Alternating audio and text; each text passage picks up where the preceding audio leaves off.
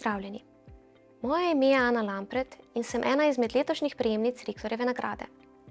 Prihajam iz oddelka za psihologijo Filozofske fakultete Univerze v Mariboru, kjer sem pedagoško in raziskovalno zaposlena. Ponosna sem, da sem del oddelka, kjer so ženske močno zastopane in aktivno sodelujejo v javnih razpravah. To namreč ni samoumevno. Ženske znanstvenice, ki javno izražajo svoje strokovno mnenje, so pogosteje diskreditirane in soočene z dvomi v svojo kompetentnost. Kljub temu moje kolegice vztrajajo in prispevajo k razvoju stroke in družbe.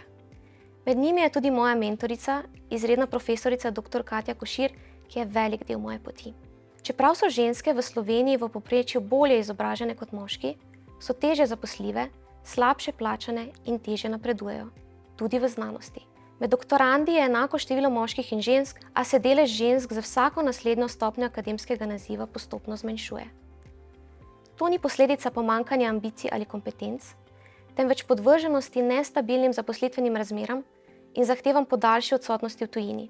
Tovrstni pogoji v napredovanju močno omejijo predvsem ženske, na katere še zmeraj pade nesorazmeren delež skrbi za gospodinjstvo in otroke.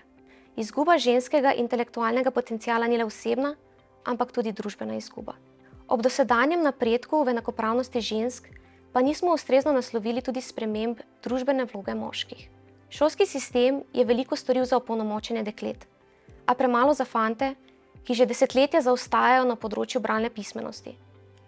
Družba moškim še vedno nalaga vlogo glavnih prinašalcev dohodka, čeprav to vse pogosteje ni izvedljivo. Moški imajo pogosto šibkejše socialne mreže in redkeje poiščejo pomoč pri duševnih stiskah, kar vodi v slabše izide duševnega in telesnega zdravja.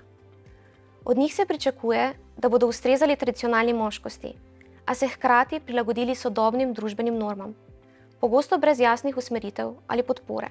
Enakopravnost ni nekaj, kar ženske pridobijo na račun moških. Ko ženskam omogočimo enake karierne priložnosti, hkrati odpiramo prostor, kjer se lahko moški osvobodijo rigidnih norm in pritiskov. Če želimo pravičnejšo družbo, moramo preseči zastarele predstave o spolnih vlogah in ustvariti sistem, v katerem bo vsakdo lahko uresničil svoj potencial. Hvala.